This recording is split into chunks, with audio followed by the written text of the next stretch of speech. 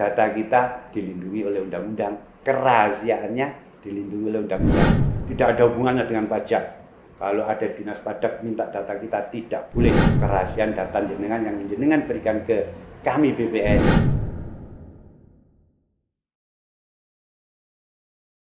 Assalamualaikum warahmatullahi wabarakatuh. Kembali lagi di Sigma Talk, podcast dari Pojok Statistik Universitas Islam Kediri, Kediri. Dengan saya, Julfifa Putri, agen Pojok Statistik Universitas Kediri.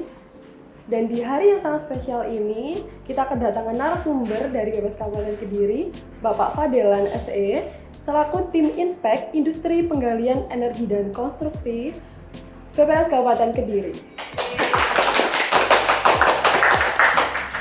Sebelumnya, Assalamualaikum warahmatullahi wabarakatuh. Alhamdulillah wa syukurillah wa la haula wa la quwata illa billah.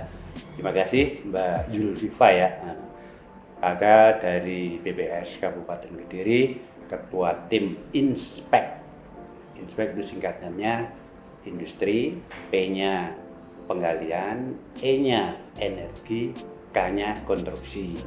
Nah, itu salah satu kegiatan BPS. Jadi kita banyak sekali kegiatannya, dan baru-baru ini kita menuju ke fungsional semuanya. Jadi kalau dulu ada bidang, ada seksi, sekarang udah nggak ada, adanya fungsi. Jadi kegiatan BPS itu banyak sekali dan penanggung jawabnya juga banyak, termasuk sosial, terus lagi distribusi, terus lagi harga, pengolahan IPDS, terus humas, termasuk kegiatan kita pojok statistik dan desa cantik.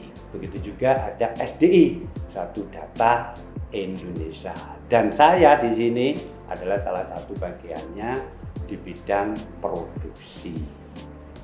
Di bidang produksi itu terbagi menjadi dua.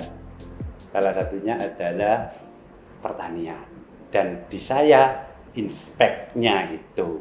Kenapa kok disebut produksi? Itu survei-survei yang menangani masalah tentang produksi. Jadi itu bagian saya, termasuk nanti di dalamnya ada industri. Itu Pak Julfifa. Baik, benar-benar sangat luar biasa ya teman-teman. Langsung saja, kali ini Sigma Talk episode 8 akan membahas tentang survei industri yang dilaksanakan BPS Kabupaten Kediri. Nah, langsung saja kita tanyakan kepada narasumber, apa sih survei industri itu, Pak? Dan selama ini survei apa saja yang telah dilaksanakan? Ya, terima kasih Mbak Julfifa. Di sini untuk industri, itu industri kita jangan terpacu industri yang macam-macam ya. Di sini industrinya industri manufaktur. Di dalam kegiatan kita, industri terbagi menjadi dua. Ada industri besar atau IPS, besar sedang, atau IMK. Itu berdasarkan stratanya. Di sini kita ada kegiatan, di dalam kegiatan industri ada DPA, Direktori Perusahaan Awal. Itu nanti akan memunculkan data direktori perusahaan yang ada di Kabupaten Kediri. Semuanya dikirim dari BPS Pusat, kita perbarui dengan DPA itu, terus memunculkan data industri yang eligible. Itu nanti kita akan survei dengan survei yang namanya IPS bulanan dan IPS tahunan. Begitu juga untuk industri kecil dan mikro itu ada IMK. IMK pun itu nanti ada IMK tahunan dan IMK triwulan. Itu Mbak Julfifa. Jadi kegiatannya ada bulanan, ada tahunan, ada triwulanan. Waduh, banyak banget ya macamnya. Mungkin Bapak bisa menjelaskan satu persatu biar pemirsa podcast lebih tercerahkan dan lebih paham secara mendalam. Oke. Untuk industri, ini kan industri itu salah satu kegiatan surveinya BPS. Yang disurvei adalah kegiatan pengolahan.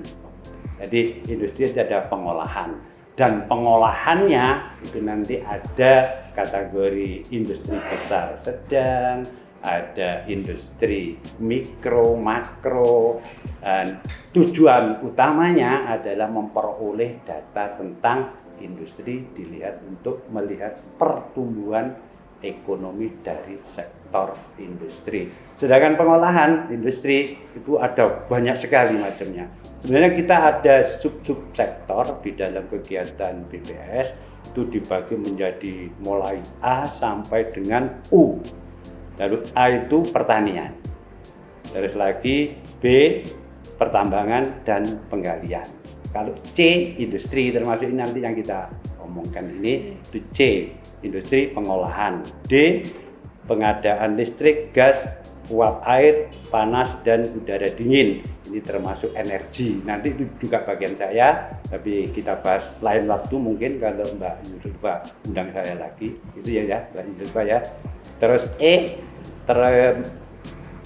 treatment air, terus pengolahan air, termasuk PDAM itu termasuk kategori E. Jadi kita ada kategori termasuk lagi kategori F, konstruksi. Itu semuanya ada di kegiatan yang saya bawahi. Jadi mulai B, C, D, E dan F. Dan intinya di sini kita membahas masalah yang C, industri pengolahan. Sedangkan industri pengolahan sendiri itu dibedakan menjadi ada mulai 11 sampai 33. 10 itu kategori industri pengolahan makanan. Terus 11 industri pengolahan minuman. 12 industri pengolahan tembakau dan lain sebagainya sampai dengan 33 itu reparasi dan pemasangan mesin dan peralatan yang besar, itu kategori industri, kategori KBLI namanya, KBLI 33 yang KBLI 2 digit. Apa itu KBLI? Klasifikasi baku lapangan usaha Indonesia yang membuat juga BPS. Jadi kita sudah ada ring-ring kegiatannya dan bidang-bidang mana yang akan menang. Seperti itu Mbak Yusufah.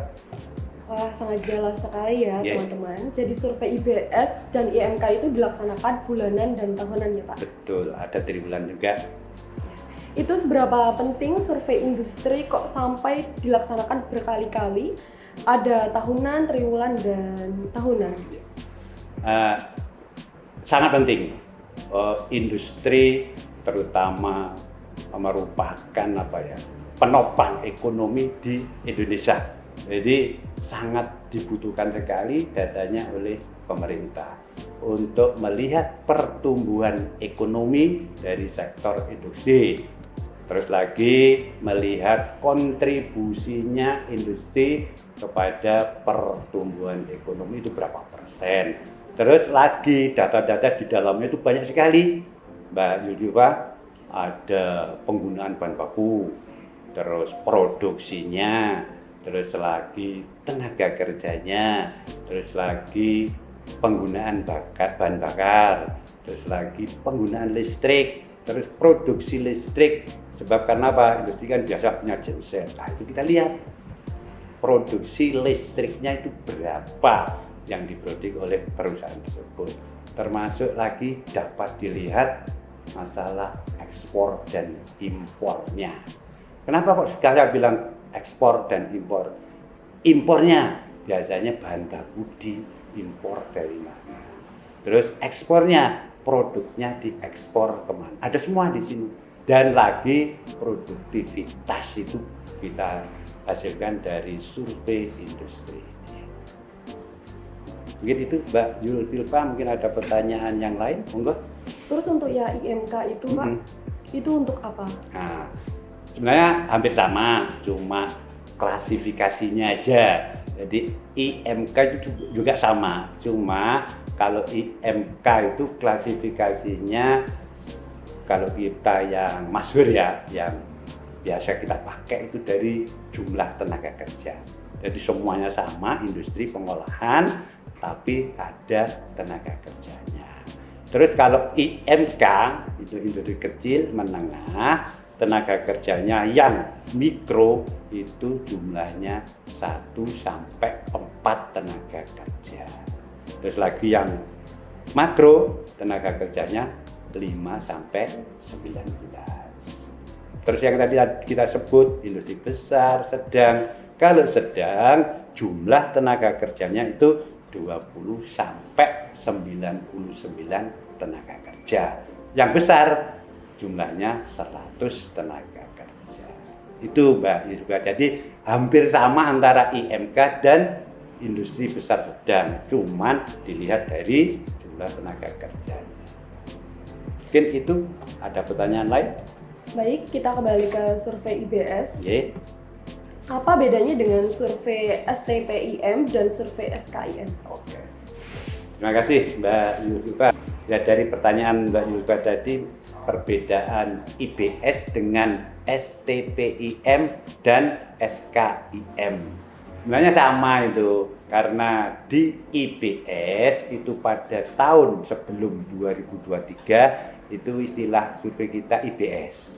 Tetapi 2023 sampai sekarang 2024 berganti nama STPIM. Singkatannya survei tahunan perusahaan industri manufaktur. Kalau SKIM survei komoditas industri manufaktur. Sebenarnya intinya sama. Kalau SKIM itu dilaksanakan kalau ada kebutuhan mendadak dari pemerintah tentang hal-hal yang perlu diamati lebih detail. Untuk tahun ini kita BPS Kediri mempunyai tugas dengan survei SKIM yang kita amati adalah KBLI 13 dan KBLI 14. Apa itu KBLI 13? KBLI 13 itu perusahaan pengolahan yang diolah adalah tekstil. Terus yang 14 perusahaan yang mengelola masalah pakaian jadi. Kenapa pemerintah kok memberikan tugas BPS secara mendadak dengan survei SKIM ini? Diinformasikan industri tekstil katanya itu mulai surut. Padahal kenyataannya ekspornya tetap tinggi, serapan tenaga kerjanya juga banyak. Inilah pemerintah memerintahkan BPS turun ke lapangan dengan survei SKIM. Mungkin tahun yang akan datang bukan tekstil lagi yang ditangani, berdasarkan kebutuhan pemerintah. Mungkin itu Mbak penjelasannya. Baik, sudah cukup jelas sekali. Okay. Selanjutnya mungkin Bapak bisa jelaskan tentang secara menyeluruh tentang survei industri yang telah dilaksanakan, mulai tujuan, manfaat bagi siapa saja, bisa digunakan oleh siapa saja, dan untuk apa saja. Oke. Kalau IBS industri manufaktur, sekarang industri manufaktur ya, manfaatnya cukup besar. Tadi sudah saya sebutkan di awal, apa saja yang bisa diperoleh datanya, termasuk penggunaan bahan baku, terus produksinya, tenaga kerjanya. Tenaga kerja juga dirinci, Mbak. Tenaga kerja asli orang Indonesia, tenaga asing ada berapa yang digunakan, terus lagi pendidikannya.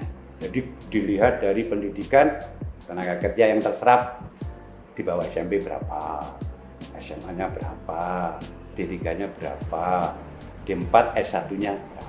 Jadi dapat dilihat di situ banyak sekali.